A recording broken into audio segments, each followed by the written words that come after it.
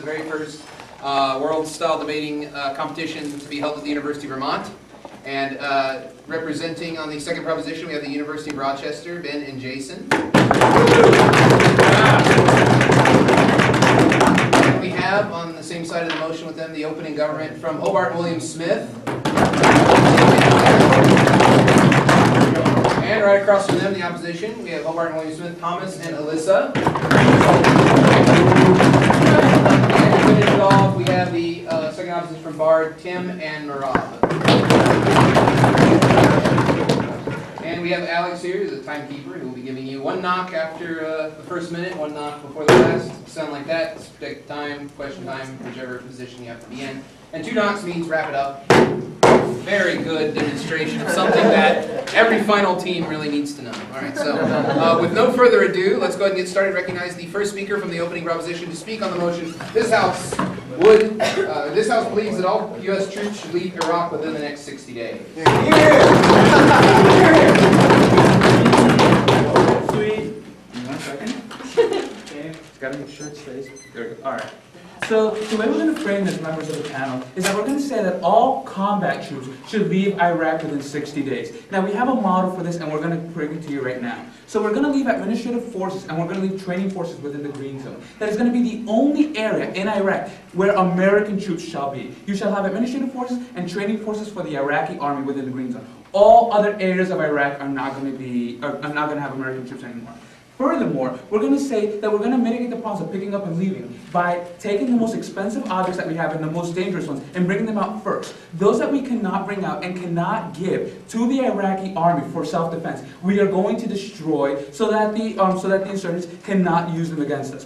Furthermore, what we're going to do is that we're going to have a rapid reaction force of 10,000 troops situated in Kuwait in case anything does occur after we actually pull out of Iraq. And the last thing we are going to do is that we are going to tell the United Nations that we are leaving within 60 days, and we are going to appeal to them for an administrative force and some other peacekeeping force that can actually come in and take over for us. Now, I have 3 independent reasons as to why the United States should pull out. The first is, why is this even a proposition? The second is, we're going to look at this through a domestic lens. And the third reason, if I can possibly get to it, and if not he will, is the international lens. So let's look at the first point. Why is this even a proposition? We believe that this is a proposition because the United States is already failing in Iraq. The situation that we are in right now is a situation in which we are failing, and therefore something must be done. We believe that the status quo is not an acceptable alternative. It is not an acceptable course of action that we can continue to follow. We believe that the search is helping, but the search is not nearly enough to turn around the situation in Iraq. Furthermore, no thank you, the British troops actually pulled out of Basra, pulled out of southern Iraq recently. So that's putting even more strain on the American forces, and we believe that the situation, instead of getting better, is actually getting worse. We believe that even though the search is helping a little bit, we cannot commit even more troops because the American army is already overextended, and those that we are committing right now are actually not doing nearly enough. I'll take you. So what's going to happen if we leave if it's already going badly with some 100,000 troops there? Okay, we already said that we are going to appeal to the United Nations for something to occur. Furthermore, we believe, members of this House, that the fact of the matter is, no thank you, that when we do pull out, we believe that the United States is actually the lightning rod that is actually stimulating the insurgency. It's actually stimulating this type of, no thank you, this insurgency to actually occur. We believe that the United States actually pulls out, and we can actually have an international force come in, even if they say no, even if the United Nations says no. We believe that the United States is what all these insurgents are rallying around. The fact that these people are actually there, and that they're the ones who are actually, taking over and actually not allowing the Iraqis to self-govern themselves. No, thank you. Our second point. Let's look at this through a domestic lens. Realize that you, members and speakers, are the United States government. We have to look at this from a domestic lens. How is this going to help us from the United States? No, thank you. We believe that this is actually a democracy. We believe the United States is a democracy. I think you can give us that assertion on our side. But we believe that in a democracy, the opinion of the individuals, of the people of that nation should matter. The majority of citizens of the United States oppose the United States' presence in Iraq. They want us to pull out. At that point, members of this panel, we believe that we should listen to the people and that we should pull out, especially when there is so much backlash. Realize that in the 2006 elections, the Democratic Party was handed a mandate to pull out of Iraq. The reason it hasn't been done is because because of this, politicized Republican-Democrat divide. But we believe that if you are a democratic society, that you have to listen to the voices of the people. Furthermore, we believe that the United States is already in massive debt. We're the country that is in the most debt worldwide, and we waste millions upon millions of dollars in Iraq each day. We believe that this money could be used for so many other things besides war. We believe that you can use it, for example, for a healthcare system if you really want it. We believe that we can use it to pay off our foreign debt. We believe that all this money can be used for methods which are not the ones outlined by the Iraq War. We are actually stuck there right now, and furthermore, this money is being used towards a means that is not in the best interest of the United States domestically. Now let's look, members of this panel, at the international lens. We're going to say that America is disliked worldwide primarily because of things like the Iraq War, but you disagree. Will this actually help the world reputation if it shows that we're actually abandoning our allies when they have serious problems on their hands? We are not abandoning our allies because we're pleading to the rest of the world for help. We are realizing as Americans, no thank you, that we have made a mistake. We are realizing that, you know what, we screwed up, and therefore we need help. No thank you, we need help. We think this is actually going to give us more legitimacy worldwide. We have been alienated worldwide because of the approach that we have taken, no thank you, so far, going in unilaterally, going in on our own. We believe that at this point, by pulling out and allowing the world to take over, no thank you, allowing a world force, a United Nations coalition to come in, we will appeal to them, the United Nations will hit the call. We think it's highly unlikely that the United Nations will also lead them to their demise. Thank you. Go, sure.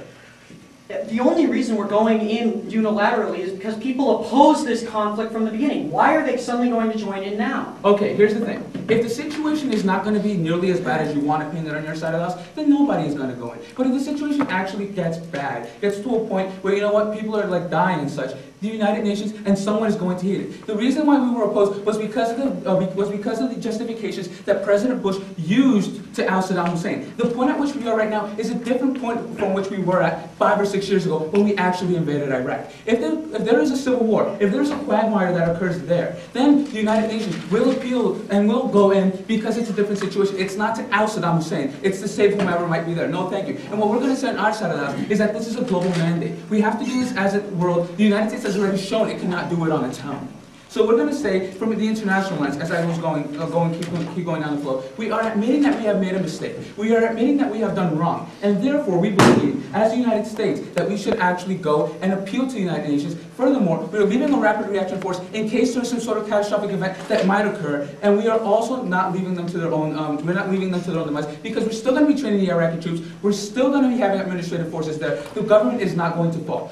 Furthermore, we believe that this is actually going to provide more cooperation down the road. The United States has actually lost legitimacy worldwide, and it's because of its foreign diplomacy. We believe that if we actually admit our mistakes, if we actually come to the United Nations and ask them for help, and we admit that we are wrong, it's going to help us gain a measure of legitimacy, and it's going to help us down the road. We also believe that this is going to free up troops in case, you know what, the United Nations might someday want to go into Darfur, might someday want to go into Burma. We believe that the United States can provide troops, which we cannot currently because we are so overextended. For all of these reasons, we have provided for this wonderful model. We are very proud to propose.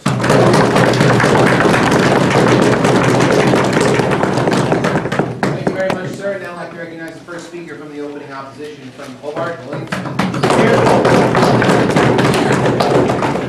Thank you. All right, let's talk about that wonderful model right now. First, I want to talk about the 60-day idea, okay? First, the model itself, says 60 days. We think 60 days is very impractical. We say any time limit at all is very impractical because it's more probable that it will fail. We think that if you place a limit on that and you come up with a plan to do so, then it's more likely that it will fail. We'll tell you why it's more likely to fail. And the ramifications of that failure are astronomical, okay? And I want to say that we can never take American influence out of Iraq, okay? We've done the damage, we've done that there. We want to say that we don't have to say that being in Iraq is a good idea right now. We just have to say that it's a bad idea to leave in 60 days, and according to their model. So let's talk about their model that they brought up that they think is really good. And I actually tend to agree with them a little bit. And I want to ask, sure, they think all combat troops should leave, okay? And I want to say that it's possible that we need those troops for the other things to be legitimate. We need the combat troops in order to have the administrative the other support troops to be legitimate at all, for them to be effective. Furthermore, why can't we do both? Why can't we have administrative people stay and be effective? Why can't we have a rapid reaction force? Why can't we have expensive objects and all that stuff. Why can't we do that and keep troops in there?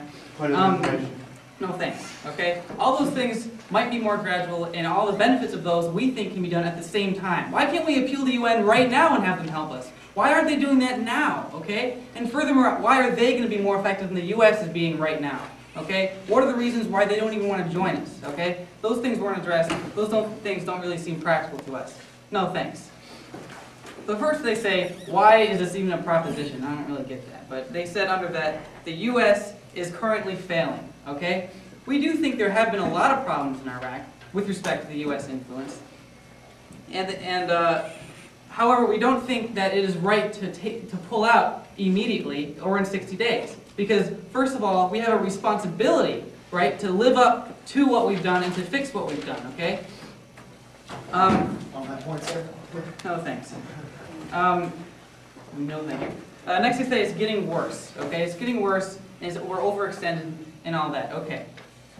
I think that there are other solutions to this problem, right? Why not appeal to the UN, like I said? Why not ask for more support domestically? Why not ask for more support internationally?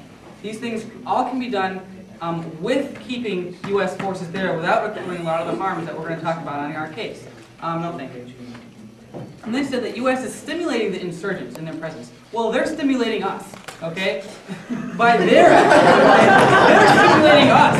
Why are we there? Because of their actions, okay? We can't just have a lifestyle that they disagree with and then just back down and say, okay, we're stimulating you, you're a lightning rod, oh my god. We're going to back down, we're going to get out of there and get out of your way. Sure. Please, sir. This seems like circular reasoning to me, the idea that we are stimulating the insurgents and that the insurgents are stimulating the U.S. Army to stay. You offer other plans and alternatives. How is the U.S. Army being in there, embodying this circular reasoning, not going to stop alternatives from being successful in this region?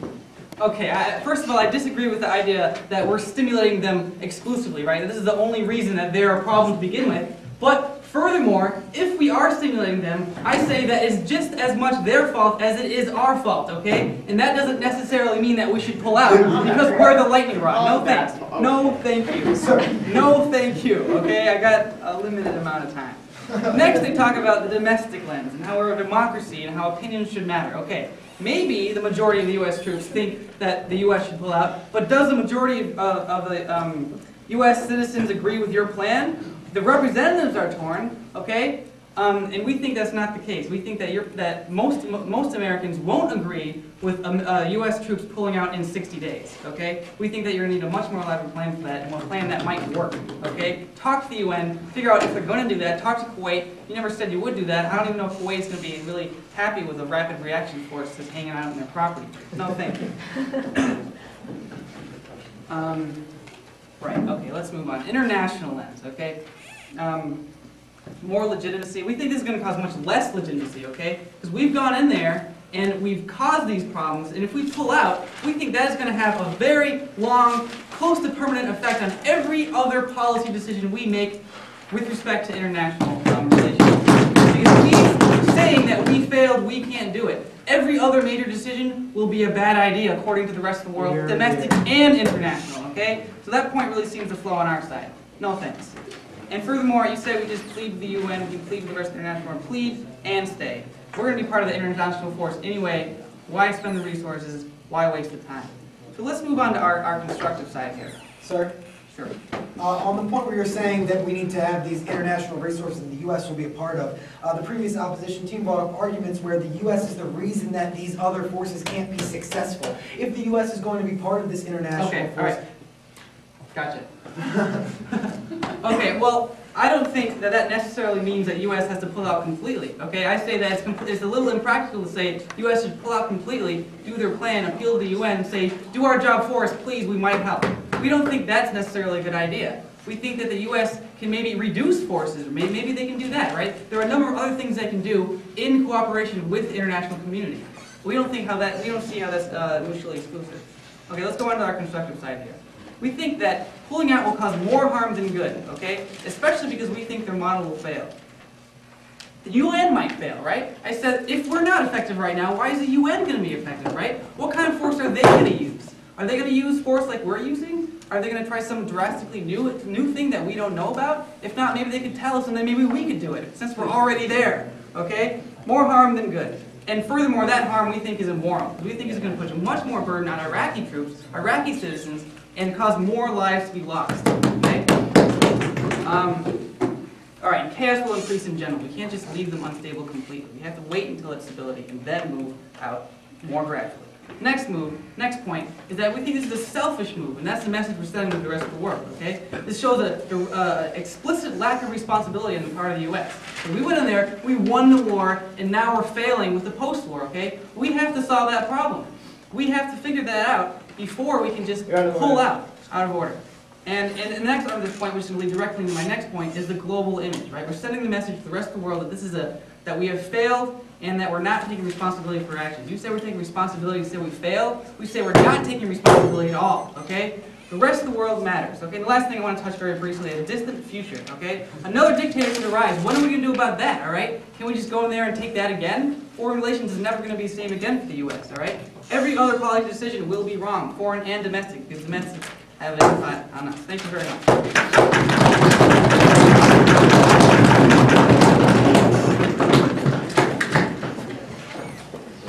Thank you very much. I'd now like to recognize the second speaker for the opening proposition. Thank you. Very good. Yes, that's okay. Let's see here. We got a lot to talk about, not really much to respond to because not much was said. Basically, we got sort of this concept that, first of all, I opened up by saying time limits are bad. He didn't really say why they're bad, what they're bad for. I mean, they're bad because what? Is this something on Bush rhetoric? Like then the terrorists will know when we're leaving so they can all come out of the woodwork and like attack us and shit? No, okay? What time limits are bad, he's saying, because you can't like constrict yourself. Well, we actually need a time limit so we can appeal to the UN and saying, we're leaving in 60 days, help us. We realize we made a mistake. This is not like a sign of weakness. This is a sign of an adult nation owning up to the problems and mistakes that they've caused. And we're not just like leaving ship and being like, oh, forget about Iraq. We're going to be helping them. We're going to be part of the UN peacekeeping force. And we think it's going to be more legitimate. And I'll get to why that's going to be happening later on in my speech. The other things he says is that we can do both. We can do all these things without a time limit. But then he also says that we should stay there, and this is a selfish move. So he's contradicting himself throughout the entire speech. I'm going to assume that when he says we can do both, he means that we can do both amazingly, magically. Yeah. Could you explain how him thinking we can do both by getting the U.S. and the UN involved is somehow a contradiction? Yeah. Okay, so if you leave the U.S. there, that's what they want to do. They want to leave the U.S. there and have the UN. What we're saying, if you agree with the fact that the U.S. being there is part of the impetus for a lot of these insurgents to like come about in the first place, because it's not just Muslim fundamentalists anymore. We're actually creating these people within the country because we killed their father, and now they want to get us back, or because we put them in such a dire economic situation that the only way they can really survive is to become an insurgent. We think that a multinational UN force is going to have a lot more legitimacy, is not going to act as a flashpoint for these types of people to arise and take power and do anything like that. We think that that's like a pretty clear thing. You know, if I'm an insurgent or a potential insurgent, I'm going to feel a lot less like worried about like you know, a country like a Muslim like that's helping me keep the peace, or a Japanese citizen or something like that. I think that they're going to have a little bit more legitimacy. It's not going to be like the monolithic United States evil empire descending on Iraq and trying to like impose our will on them. No, it's going to be an international community trying to do what they think is best for them because they think it's good. Okay, so I guess I'll address his points now. No, thank you. He said pulling out causes more harm than good. And he said, how is the UN better? I've talked about this. The multinational forces are far more legitimate. It's that simple. And the fact that he missed that makes me really suspect that his side is just really missing the boat on this whole debate. And that's really scary because this is an important thing. And in fact, the entire time that we're debating this, people are dying in Iraq. That's the other thing you don't realize, is that the more we debate this, the more time we just say, oh, I can critique your plan a little bit. Maybe it's not the best thing. Let's think about it a little bit more. People are dying. We need to make a plan. There is an impetus to make a plan right now. We can do it. We have a mandate that we've already demonstrated from the 2006 senatorial campaign. People want something to happen. There is no perfect plan. We admit that. No plan is perfect. This is the best plan. This plan will work. People will die. People are dying. People will continue to die. We understand that bad stuff is going to happen. Bad stuff is going down. Bad stuff will go down. Great job, guys. You pointed out what Iraq is like. That's great. But what we're saying is that if we want it to get better, we need to do something about it and not just stay there. I'll take the prettier one.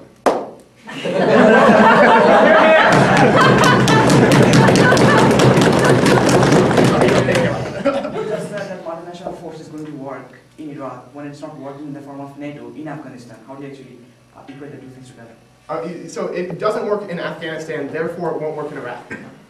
Well, I mean, it may or may not be working in Afghanistan. I'm not really sure. I don't actually know a lot of information about that. But we think that for the reason that they have more legitimacy, there is a good possibility that they will be more effective than the United States. Because whether or not they may or may not work, we certainly are not working. So we need to do something else. There's an impetus for change. No, thank you, sir.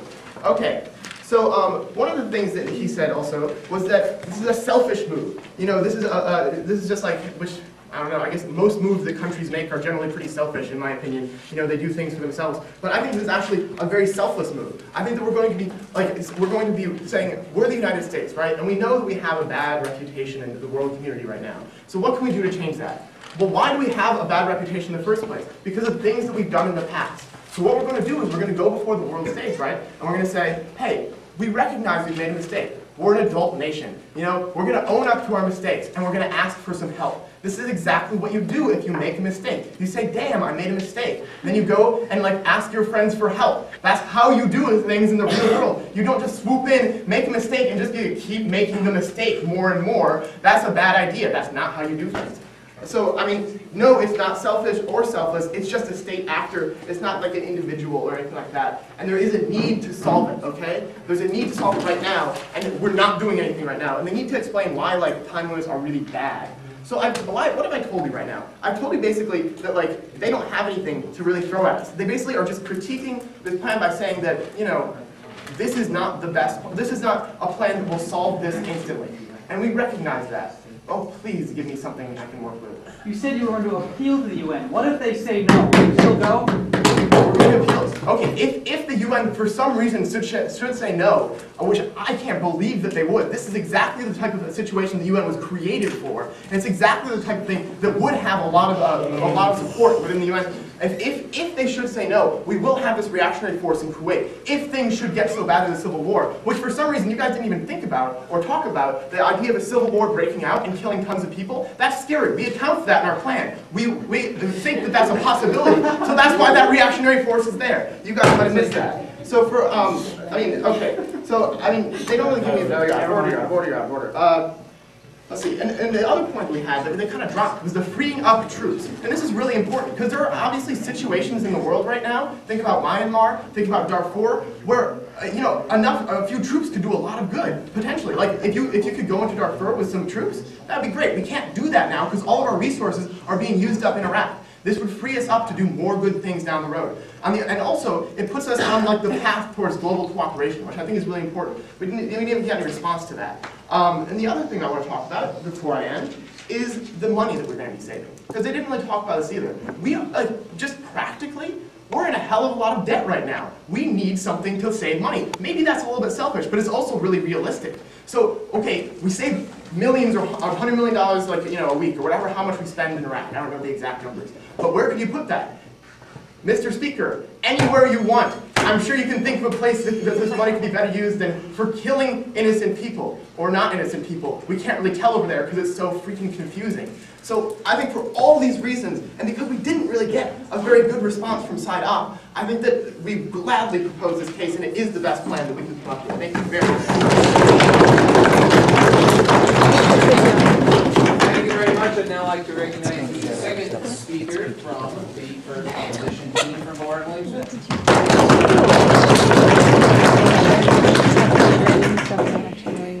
All right, thank you very much. I'm proud to represent all female debaters. Mr. Bennett? So first of all, I'm going to start. I'm going to deconstruct what we heard over and over again on this side of the house, and then I'm going to rebuild what I think stands very strongly upon our side, because there's some major flaws in the plan that has been brought before us today. First of all, we talk about how we're constantly going on about how we believe that timelines are bad, that we're totally against timelines. First of all, I want to make it clear that we are not against getting out of Iraq. We do believe that this should be a goal for us, because we do need to get out of Iraq. But set a timeline. You cannot guarantee you are going to get UN support until the government can come up here and say, we will have someone, we will have a way that we guarantee that nations are going to be willing to come in and help clean up Iraq. You cannot set a deadline. That's completely idealistic, and it's not efficient in any way, and it's very selfish for the U.S. to do this. There are better ways to do it than to set a timeline.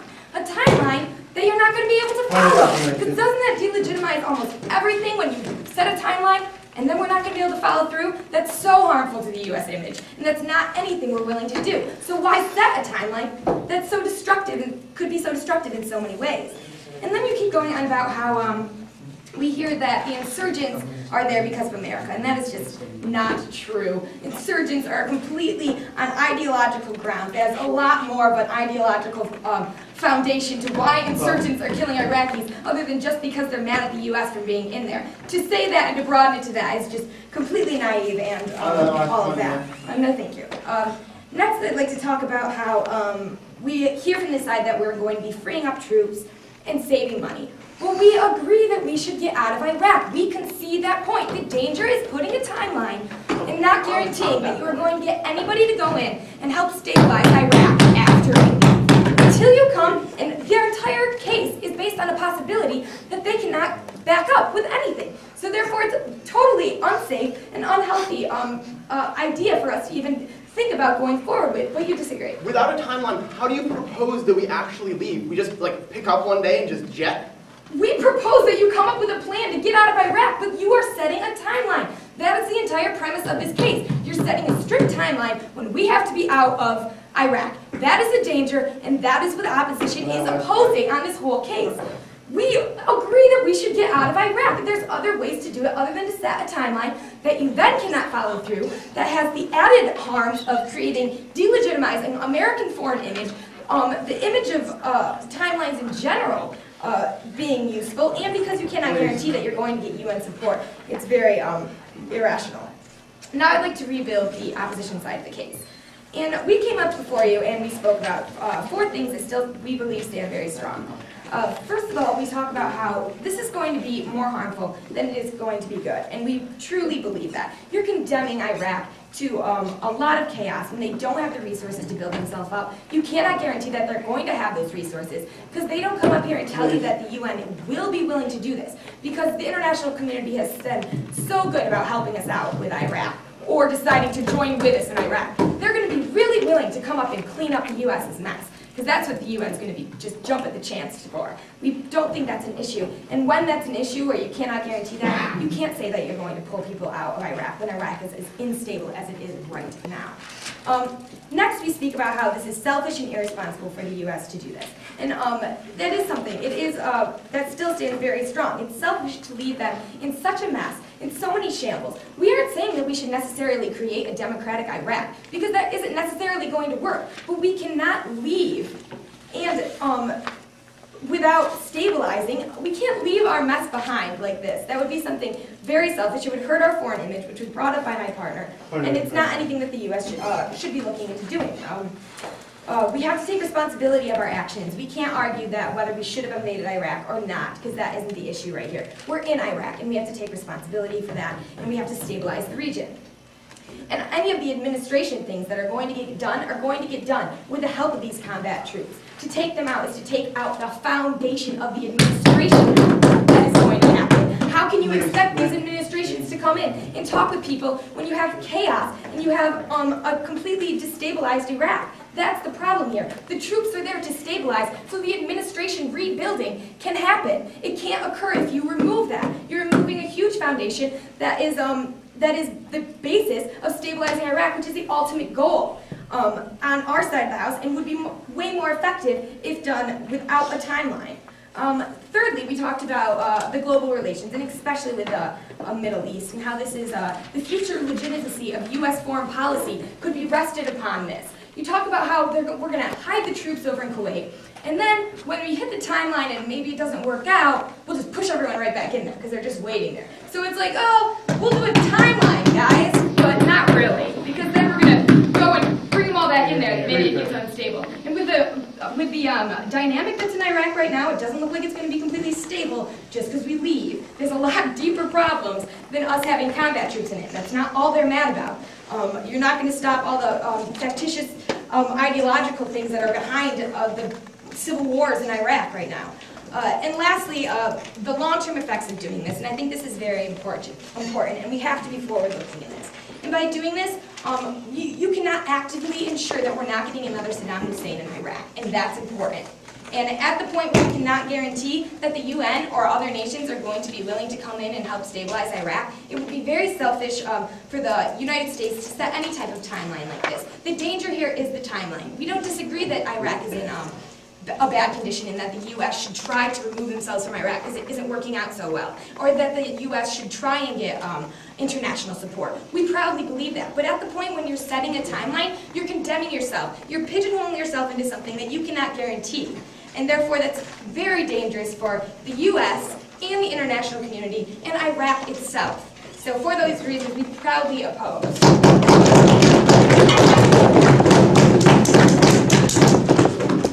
Thank you very much. Now I'd like to recognize the first speaker from the closing government team.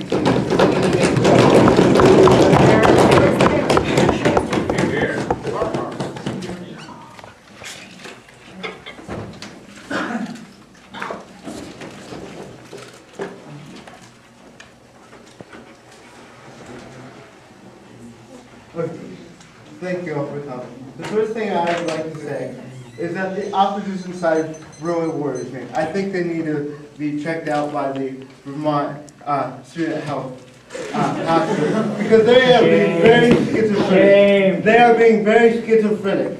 They're saying that we can't use a timeline, but we need a plan. But isn't a timeline, the definition of a timeline says we're going to do this, and it leads to this and this. So that is a plan. and then she also said, that we're not sure in the long run that U.S. occupation of Iraq would eventually lead to a democracy.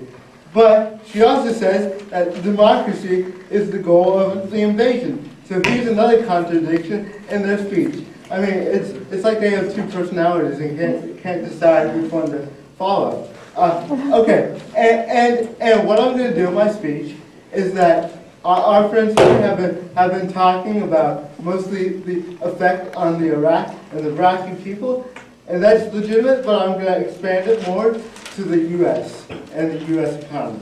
First, we look at how many troops are over in Iraq. There's about, 200,000, 300,000 around there. Okay, these troops have done 3 or 4 tours. They're exhausted. Retention rate of troops are going down.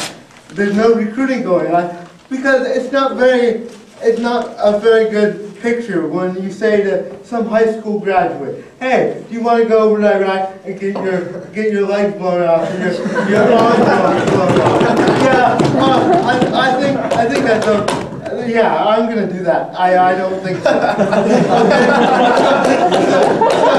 So how are we gonna help the situation by leaving a decreasing amount of troops in Iraq that are less and less thrilled about being there? It's not like they get served hot fudge sundaes and go out by the pool. No, they had to go look for roadside bombs, and watch for snipers. It's just not very pleasant.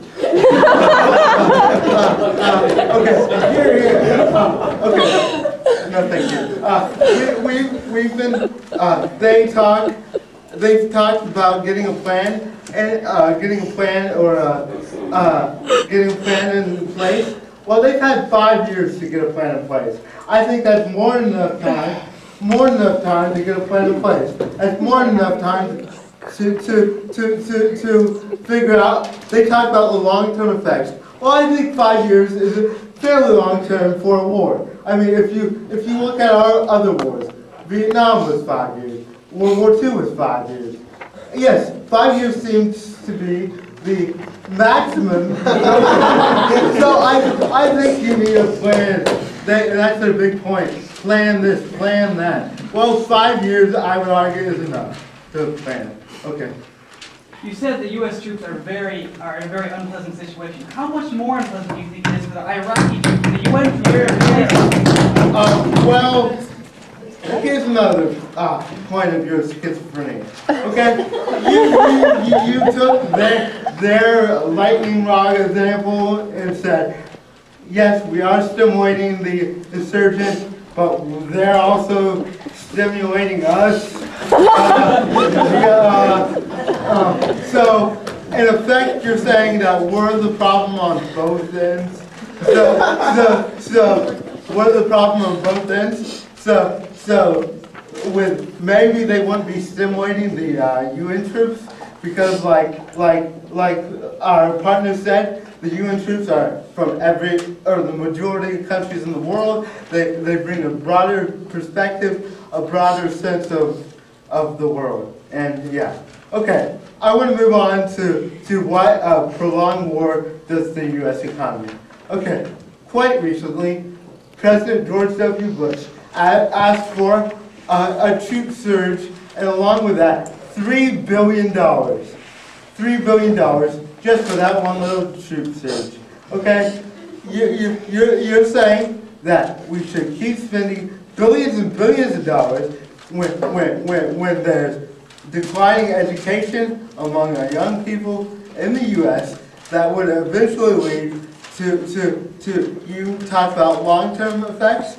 Well, if we ignore our own country's needs and just focus on Iraq or other terrorist hotbeds, what is going to be the long-term effect for the U.S.?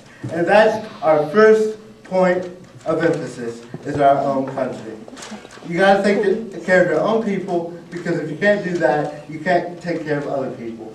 And we must divert the overspending, no thank you, overzealous fascination that the U.S. currently has in the war. Okay? We're always concerned about a recession.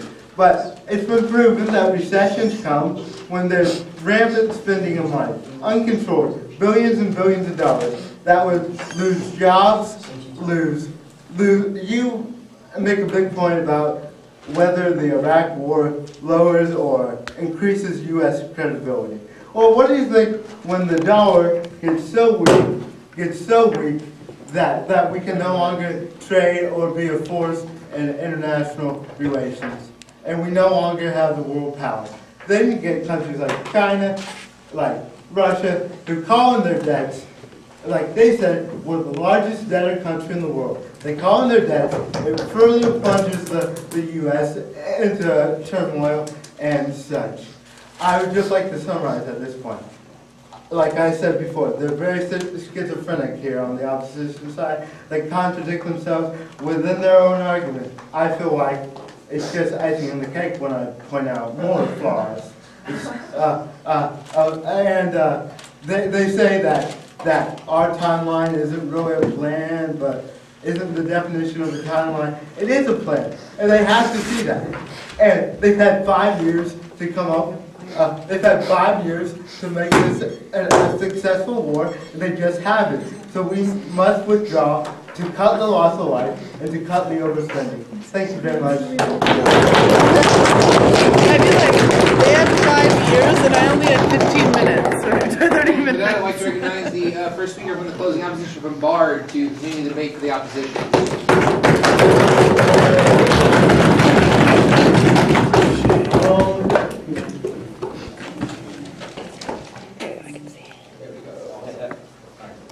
Oh, this is going to be fun. Okay, so I don't know what the judges are thinking right now, but in my personal opinion, government is losing this debate. However, I'm going to guess all 4 of these guys are going to continue debating until the end of the debate. None of them are going to decide, we're going to make an exit strategy in about 3 minutes and head to the bathroom. Out of order. So, with that, I'd like to go into 3 essential points here that haven't been brought up in the debate, and I think are very important. Opposition has given us a lot to work with. We'd like to add a little more meat to this. So, the first, let's talk about the power vacuum that's going to occur in Iraq if we leave. And I'd like to bring us back to 1989, when we cut in after the Soviet Union left Afghanistan. One of the things that also happened is we were funding a lot of soldiers or to help fight the Soviet Union in Afghanistan, and including, no thank you, including Osama bin Laden. What happened after we left? After we basically ignored Afghanistan for a number of years? Osama bin Laden gained a ton of power in the region. The Taliban came into power after a brutal civil war, which we ignored. And 12 years later, the Twin Towers were bombed. Now tell me this did not, no thank you. Tell me this did not have an effect that we decided to basically ignore Afghanistan for 5 years after putting so much effort into it. Yeah, you tell me. Okay, great. You understand blowback. We can't tell what the ramifications of all our actions are going to be. That doesn't mean we all right, shouldn't do something about it. I'm going to bring this up to the present now and basically show how these two situations are analogous. We left Afghanistan and as a result left a power vacuum that the Taliban filled and then supported Osama bin Laden and thus no thank you, and then supported Osama bin Laden and who then attacked our buildings. What's going to happen if we leave, no thank you, what's going to happen if we leave Iraq now? What's going to happen is the Sunni-Shia conflict is going to blow up out of proportion, and who's going to come in and help out? Iran. Iran is going to help out. Iran does not have a particularly high opinion of us right now, and we're basically going to get wrapped up into this conflict again when Iran decides they want to make a power grab and start going after us. So I propose if we are staying here, we are preventing Iran from making that power grab and filling that power vacuum in the Middle East. Sure. Okay, I think you need to review your history a little bit. Okay, Russia leaving Afghanistan is what the U.S. wanted, right? We gave. Yes. Not only did what the U.S. wanted. So saying it was that Russia leaving Afghanistan was not what the U.S. wanted. No. You're not understanding, though. This is exactly what happened. Russia and the United States ignored Afghanistan, and a power vacuum was filled by the Taliban. That's what I'm saying. That's what's going to happen now. No, thank you. Now, let's go to the second point, the United Nations. Okay, let's say we do leave and the United Nations comes in. Well, gee, who is the most powerful country in the United Nations? Who provides more than half their resources and half their soldiers? Oh, the United States. The United States is just going to have to go back in, except under a different name, the United Nations, which is fine by me because then we bring international support in, but no thank you. But the fact of the matter is that if the UN is there, it's basically the United States. So you can't possibly argue that you're taking US troops out and then putting them back in under a different uniform. No thank you. So that is unfaithful to the resolve in question and actually helps our side. As First Op said, we have no problem with the United Nations in, but don't try to disguise this as a brand new plan. It's basically the United States being in with a couple of our good friends who haven't been supporting us. Now let's go to this third point. No, thank you. The third point that I'd like to bring up is what is going to happen in those 60 days. I'd like to bring up another example that happened last year, or with the war between Israel and Lebanon. No, thank you. What happened in Israel, in the Israeli-Lebanese conflict, is Israel said, okay, we're going to end the war in X amount of days. And what happened in those X amount of days is there were in fact more deaths of Israeli soldiers than there were in the rest of the conflict. So what's going to happen? We say we leave in 60 days. Is terrorists who don't like us are going to be trying to intimidate us by killing as many of our soldiers as they possibly can. You're going to cause more deaths by doing this than you had in much of the rest of the war. No, thank you. So this is not going to solve anything. And saying that we're going to bring the United Nations in, we have no problem with bringing the United Nations in. It is not against our plan. It is not in no way contradictory to our plan. But let's go through some of the points the government has brought up. They keep describing us as schizophrenic because, well, we're in favor of plans, as if plans were suddenly such a bad thing for people in favor of the Iraq War to be in support of. We're in favor of plans. What we're not in favor of is a bad plan. And this is a very bad plan. And that they're bringing up here to leave in 60 days because of the amount of civilian casualties, because of the amount of deaths as they're going to come up, and because we're basically going to have to come back in again. As you mentioned, there are going to be 10,000 troops in Kuwait. Well, when the civil war starts up, which we can basically guarantee is going to happen, the Shia-Sunni conflict is red hot right now. The only reason the civil war hasn't happened yet is because we're there. That's going to happen, and then we're going to have to go back in again. So basically what you're proposing, no thank you, is that we go back in when it's actually a lot worse. Now this other point is that this war is unpopular. Now, no one said war was a first off, no one said war was a popular idea. We got some West Point guys here. I don't think they're in the military for the food. I think they recognize that war isn't exactly fun, but they're doing it because of the love of their country. So I don't think that's a relevant point. But secondly, to the popularity idea, what's important is that the U.S. protects its own people's interests. And what happens, and what's going to happen, you're out of order, or what's going to happen is a power vacuum similar to what happened in Afghanistan, and that's simply going to cause more terrorism for us and more security problems. So we think it's in the U.S.'s best interest to protect our security. Lastly, I'd like to quickly hit on this economic point. What they're describing in terms of the decline of the U.S. dollar and all this, none of this is actually related to the war. The economy went through a recession, it went up, the stock market hit very high peaks, and then it went down again for reasons other than the war. So we don't think this is relevant. Bottom line, if you support U.S. security, if you support what's good for Iraq, then you will oppose this resolution. Thank you very much.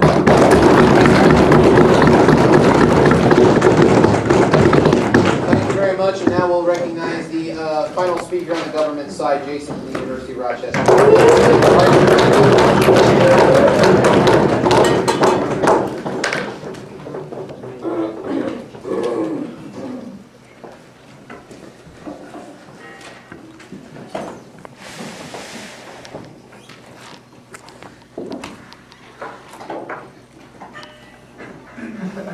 I'd just like to start by thanking everyone for being here. I am personally so appreciative for a large audience ranging from members of the Army to people who wearing kilts and various other speakers of the House that do take this issue into strong consideration, as I do, as I have friends who are fighting in Afghanistan right now. So this issue is personally relevant to me and I think everyone else in this room.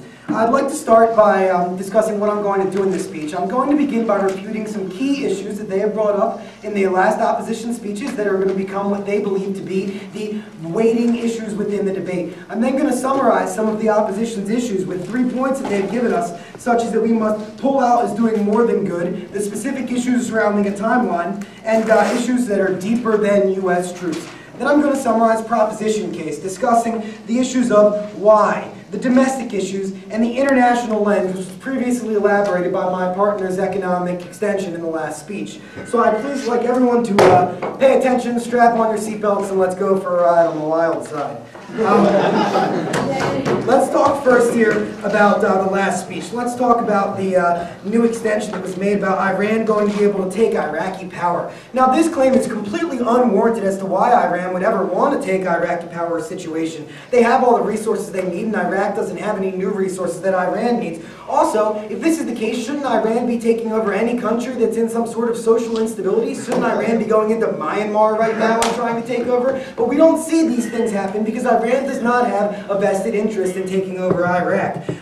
Also, we'd like to talk about this Israeli-Lebanon example. This is inherently flawed, as the United States is completely pushing the Israeli fact here, and there's constant discussion about how the U.S. Congress legislates for pro-Israeli policies constantly throughout history and in today's current congressional issues. So at the point where this is so based on United States politics, you can't view this example and put this in this way. Also, their main argument here is that it's a bad plan simply because it's a plan, because it has 60 days and because we have some sort of if and or idea of what we might possibly want to do. No, thank you. But this is because that we might not have time to go back in. So this is the same analogy as that we shouldn't try to save a drowning child if we see him drowning. You hear the splashing, you hear the cries, you hear the water being sucked into the lungs, but we can't just turn away and ignore the fact that there is an issue. If there is a method that we can prove has any risk of solvency, for example, withdrawing from Iraq, then that method is going to be the preferred method at the end of this round. No, thank you, sir. Let's continue to move on here. I'd like to begin going to extend the opposition case here. There are some simple issues here. They say that we only need to prove that it's bad to leave it within 60 days, but we will prove that each day matters, that people are dying in each issue. As my previous proposition team has suggested, these social instabilities, the civil war that is happening within this country right now, each day is a day that this war and these human rights atrocities continue to loom in a greater manner. Yes, sir. Could you please prove how leaving in 60 days will end the Civil War? Could you please prove how never deciding when we're going to leave Okay. That's my response. We must have some sort of at least attempt to be able to act in a positive way. Now, I'd like to move on, as time is always of the essence. Pulling out does more harm than good. This is a huge argument that they bring up through the rest of the debate, but I can tell you that pulling out is not always a good thing. No, sir, they say that it is greater burden on Iraqi troops, that these troops are burdened more by the U.S. Army pressure. Ideologically, these troops are pressured by a constant struggle between what is their nationalistic beliefs and what the beliefs of the U.S. Army are. They are also pressured because they are members of one of the rival social structure parties, for example, the Sunni or the Shia, and these troops are individually structured every day. That means pulling out alleviates pressure immediately from these troops, meaning this is going to be a good option. Also, they say it's a selfish move to pull out, but it was selfish to invade in the first place. We said we're going in for weapons of mass destruction. Everyone knows this was a bullshit justification to do something that the United States knows, and I see the opposition nodding their heads in agreement here. Continuing to move on, they say that this timeline, what I'd like to bring back to, is something that they want out to. But this is the same as the last 5 years. With no timeline, there will be no change. Just like the circular reasoning that my partner claims is so schizophrenic, which I'm beginning to believe as well. No, thank you. It's going to be the troop-insurgent relationship is the same relationship as will not allow for future solvency. Also, they see that we need to stabilize this region, but it's unstable. It's the Middle East, Lebanon, Syria, Iran. All these regions are unstable. There is no way to stabilize this region by policies strictly and only in Iraq. So we cannot focus on that as a key solvency issue. They also say that deeper problems within U.S. troops, like the human rights and civil war issues, but these issues cannot access solvency with U.S. troops in the area. And this is what I'm going to begin to discuss now as I prove the proposition's case for why U.S. leaving Iraq is going to be the only way to access a better world. Now, why? There are no new successes. Yes, sir. You keep saying this is going to be better for the world, but you've also conceded there's probably going to be a civil war, or if we leave, and that will probably very much, sir. The civil war is going to happen either way, and what's better for the world might be something we should need to take care of, but as my proposition opponents have constantly been discussing, is that we need to focus on something important to us for once. And if we can focus on that while improving the lives of the Iraqi people, hell yes. Now, they say that U.S. troops stimulate insurgency, and that insurgency stimulates troops, and the whole circular schizophrenic ordeal. But let's be realistic here. This is more, the circle needs to be busted just like Osama's bunkers. Let's lay in the weapons and let's destroy this. We have to break the circle and allow an opposition and an opponent where we can step out of the circle and break this chain and problem. Now, the domestic issues, the opinion of individuals should matter. U.S. democracy is based on the opinions of individuals. And since we are the global hegemon, which we are losing because of this war and economic consequences, which I will get to briefly, we must contain that we are the democratic hegemon. If we lose this democracy, then other countries will follow. Also, as we lose the hegemon, my partner said China, Russia, these countries will rise. And these are hegemons that do not have good democracy, hegemons that have constant human rights abuses. We cannot allow this to happen. This is going to go with the economy arguments that my partner has mentioned. If the U.S. economy declines, we will lose the hegemonic power. And this is going to be bad because it's going to put us into a further recession we can't get out of. And it's also bad because China will be the new hegemon, and this is bad for human rights abuses I've already stated. Now, through the international lens, we talk about U.S. perception as being something very important here. But what's really important is that, as previously discussed, democracy and economy must be viewed and perceived as the U.S. being at the forefront of this change in action, and us taking a step away from Iraq and realizing that we've made a wrong mistake and trying to make action that could be good is the best way to do this. Finally, I'd like to conclude by saying that this path needs global cooperation. This is something that both sides have mentioned as being need be. But the best option for global cooperation, the best option for peace and democracy within Iraq and within our own country is to avoid another election based off of one issue, which will be should we stay or should we go in Iraq, and instead alleviate these stresses and problems from our domestic issues. Vote for the proposition and vote for the option which allows for the possibility of solvency. Thank you very much.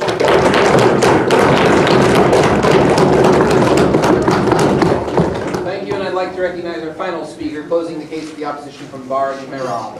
Here, here.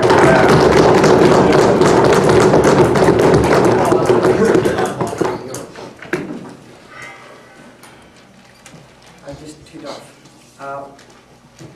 There were a lot of contradictions today. The second government apparently believes that the USA is going to leave Iraq.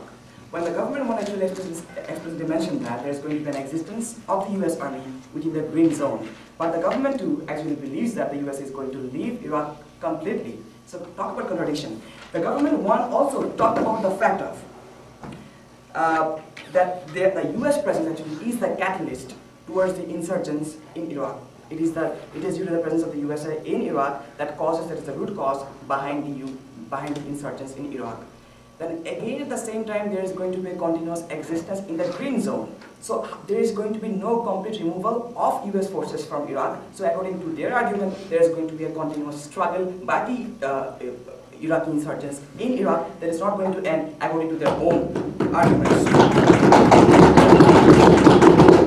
The government actually is quite assured of the fact that the UN is going to respond to the call of the USA for the UN forces to get into the USA, to get in Iraq. So our question is that why don't we actually make this request at first to the UN, make this resolution at the General Assembly at first, after getting assured that there is going to be a deployment of the UN forces in Iraq, then go for this policy.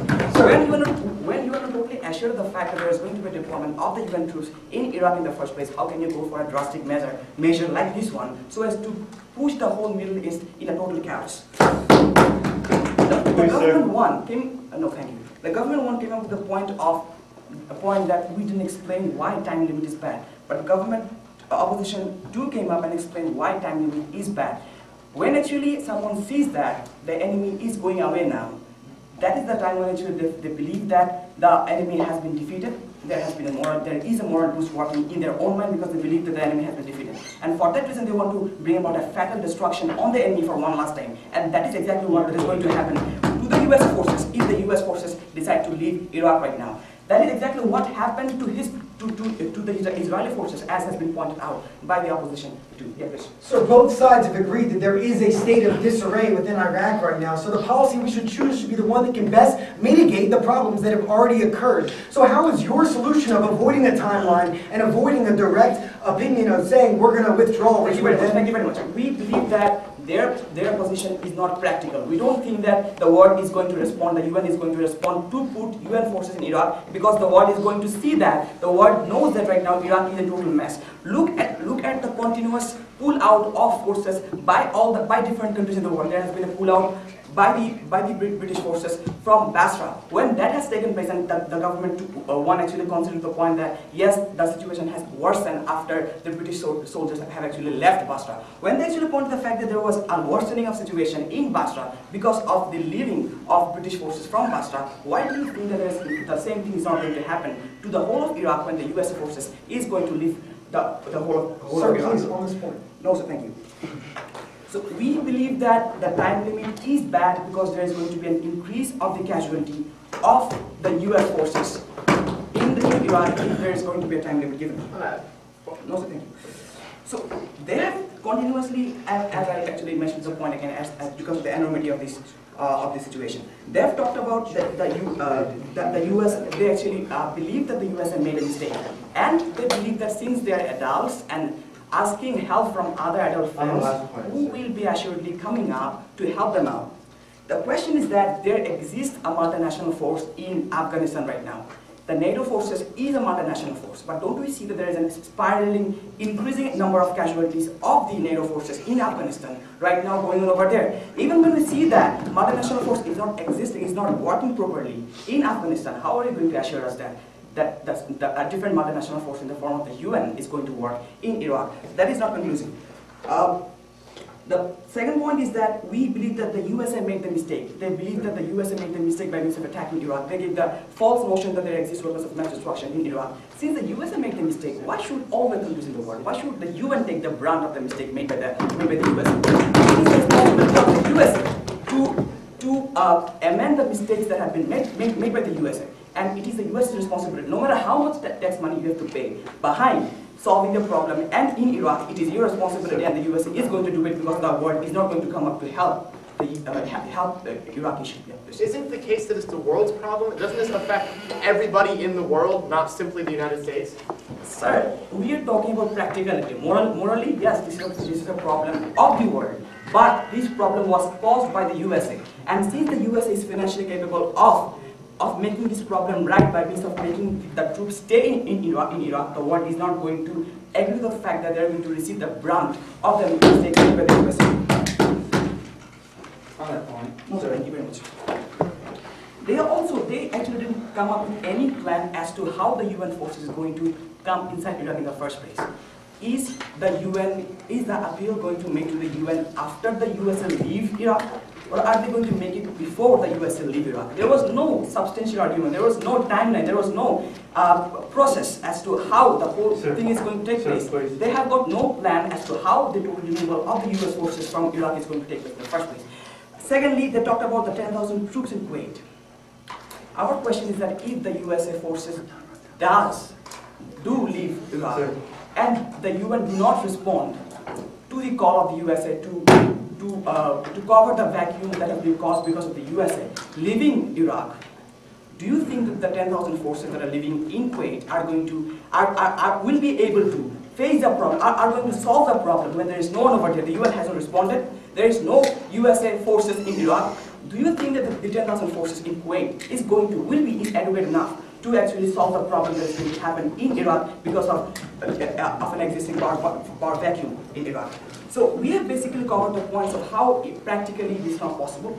We have explained that how the world is not going to respond to this problem because it has been caused by the US itself. We have explained that how the similar situation is existing in Afghanistan and problems are getting actually worse. We have explained that it is the US's responsibility to solve the problem because the US has caused the problem in the first place.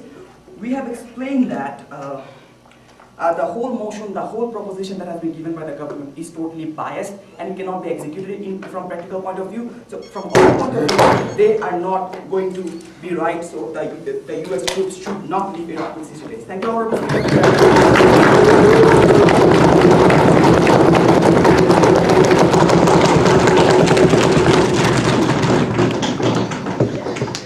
Thank you very much to all the debaters. I think that was an excellent final debate for the very first Vermont World's Tournament. So if everyone could step out so the judges could discuss the decision. You gotta close this to make that light up.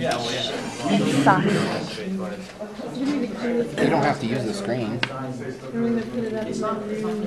Alright, so yeah. Leah, I have a question. What did you learn in chapter 3 so I can figure out what I learned in chapter 4?